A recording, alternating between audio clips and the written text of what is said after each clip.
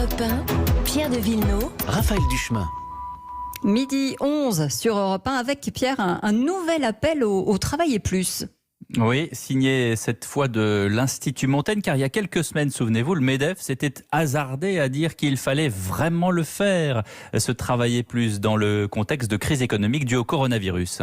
Geoffroy Roux de Bézieux avait demandé à tous qu'on se retrousse les manches. Résultat, le patron du MEDEF avait été assailli de critiques des syndicats, notamment de la CFDT. Oui, et quelques jours plus tard, il choisissait Europe 1 pour faire taire le débat. Sur le travail et plus, entendons-nous bien, dans quelques mois, j'espère que la demande repartira. On peut espérer qu'après l'été, en septembre, on aura des entreprises qui auront du retard de production à rattraper. Et l'idée, c'était de travailler plus, mais pour gagner plus. C'est pas comme je l'ai lu, pour gagner moins. Après, ça ne peut se faire que dans le dialogue social avec les syndicats par entreprise. J'ai vu la réponse des syndicats, donc le débat est clos. Geoffroy Roux de Bézieux, le 14 avril, dans ce même journal d'Europe Midi. Bonjour Bertrand Martineau. Bonjour. Vous êtes économiste, vous avez été conseiller social à l'Élysée, délégué général à l'emploi. Vous parlez aujourd'hui au nom de l'Institut Montaigne. D'abord, pourquoi revenir là-dessus quand le patron du MEDEF dit « le débat est clos » ? Écoutez, les acteurs sociaux s'expriment comme ils veulent et puis un institut de réflexion ne s'arrête pas de réfléchir. Donc notre analyse, c'est qu'il va y avoir, les entreprises subissent des pertes colossales et ils vont avoir dans les prochains mois des pertes de productivité très importantes du fait des mesures sanitaires qui sont par ailleurs indispensables. Et il va y avoir des sujets sur les rémunérations et le temps de travail et une augmentation au cas par cas décentralisée dans le dialogue social du temps de travail peut permettre de préserver l'emploi et le pouvoir d'achat. Sauver des entreprises, c'est aussi sauver des emplois et éviter une hausse de chômage absolument dramatique telle qu'il se profile.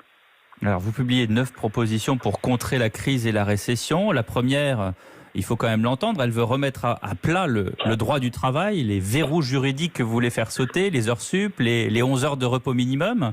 Là encore, les syndicats vous écoutent ? Non, il ne s'agit absolument pas de faire sauter le temps, la législation du temps de travail. Au contraire, il est dit dans cette note que le droit du travail tel qu'il est aujourd'hui, tel qu'il a été réformé ces dernières années avec la loi El Khomri et les ordonnances Pénicaud, permettent énormément de souplesse pour le dialogue social. Donc les entreprises doivent s'en emparer.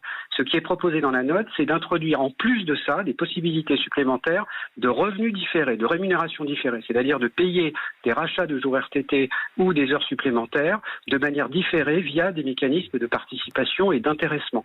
Donc le travail, comme le disait Geoffroy Roux de Bézieux, doit payer de toute façon et un surcroît de travail doit être rémunéré. La question c'est comment, et il faut trouver des arrangements temps de travail, rémunération qui seraient profitables à tout le monde. Et j'ajoute que cette note propose aussi une augmentation raisonnée au cas par cas du temps de travail également dans les administrations publiques, car l'effort doit être absolument partagé. La richesse nationale, c'est aussi les administrations publiques. Donc clairement, qu'on le veuille ou pas, si on vous comprend bien, ce temps de travail est forcément rallongé une fois qu'on est déconfiné. Absolument pas, il n'est pas forcément rallongé. Il y a même beaucoup d'entreprises qui sont en difficulté qui devront diminuer leur temps de travail, avec d'ailleurs les questions de rémunération qui sont afférentes, et inversement des entreprises qui devront accroître leur effort en temps de travail.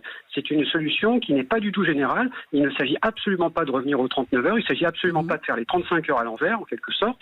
C'est simplement de décentraliser la négociation et d'avoir le maximum de souplesse pour gagner en productivité et redresser les entreprises. C'est à ce titre-là, c'est à cette condition qu'on va éviter un chômage absolument dramatique. Alors, éclairez-nous. J'ai lu les 9 propositions. L'une d'elles, c'est de déroger au temps de repos minimum quotidien de 11 heures minimum par jour dans le cadre d'un accord sur le droit à la déconnexion. Qu'est-ce que ça veut dire ?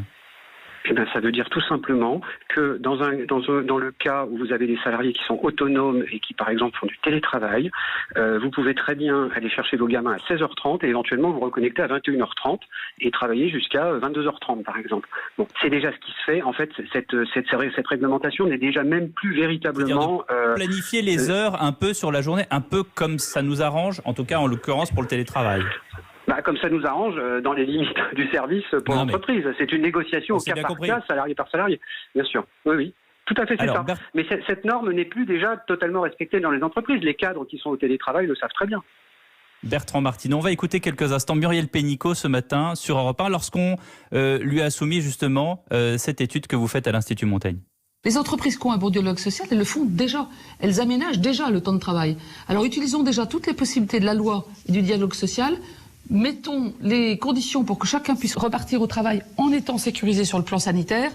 Et je crois que quand on aura fait ça, bien on verra que le paysage aura changé. Donc Muriel Pénicaud qui, en substance, dit on n'a pas besoin de l'Institut Montaigne, on le fait déjà. Oh bah bien sûr. Non, mais comme je disais tout à l'heure, le droit du travail est déjà très souple sur le temps de travail et permet déjà énormément de choses. Ce que propose la note, c'est de donner des souplesses supplémentaires, non pas en détricotant le droit du travail, c'est pas du tout le sujet. C'est tout simplement de donner des possibilités par le dialogue social de rémunération différée. C'est-à-dire vous travaillez un peu plus cette année et vous serez payé l'année prochaine en intéressement ou participation. Voilà, ce qui permet aux entreprises qui sont en difficulté de travailler plus sans immédiatement rémunérer davantage en cash leurs salariés. C'est en ça que consiste l'effort qui pourrait être fait quand il s'agit par exemple de sauver une entreprise. Il vaut peut-être mieux travailler une semaine de plus, garder son emploi et garder sa rémunération plutôt que de voir son entreprise couler. C'est un pari qui est raisonnable. Donc sur une durée déterminée à l'avance, Bertrand Martineau, pour certaines entreprises Quand on les ouvre une parenthèse, on la refermera quand ça ira mieux. C'est un peu ça. Tout à fait. C'est tout à fait l'idée. C'est que il faut absolument que l'économie reparte rapidement. C'est le sujet qui va. C'est bien gentil le chômage partiel, si vous voulez. Ça permet aux entreprises de ne pas couler à l'instant T immédiatement. Ensuite, la question va être de redémarrer. Il va falloir remettre les gens au travail et dans certaines entreprises, il va falloir travailler plus. Et la question de savoir comment ces heures supplémentaires seront rémunérées, et elles doivent l'être, va se poser. Et donc, je propose des mécanismes de rémunération légèrement différés pour soulager les entreprises. Et ça peut passer par la diminution des RTT, comme vous le dites, supprimer une semaine à la Toussaint, supprimer le jeudi de l'Ascension. Vous allez vous faire des amis, hein ? Écoutez, le président de la République dit que nous sommes en guerre. Je crois que historiquement, on a exigé des Français beaucoup plus de sacrifices que ce qui est proposé dans cette modeste note. Il s'agit simplement d'éviter l'effondrement de l'économie. Et l'augmentation de la durée du travail n'est qu'un des facteurs sur lesquels il va falloir travailler. Il va falloir aussi énormément encourager l'investissement, car cette crise terrible est en train de casser notre appareil productif et mettre à plat du capital, également du capital productif. Et c'est ça qui fait que le chômage risque d'être très élevé et très persistant. Donc soit on se croise les bras et on attend que le chômage partiel nous sauve, soit on commence à réfléchir à l'après, et l'après va nécessiter des efforts des Français. Nous avons détruit des centaines de milliards d'euros de valeur ajoutée dans ce pays. Merci de le rappeler en tout cas, et cette note est disponible évidemment sur le site internet de l'Institut Montaigne. 9 points que vous pouvez lire, c'est tout à fait clair. En tout cas, à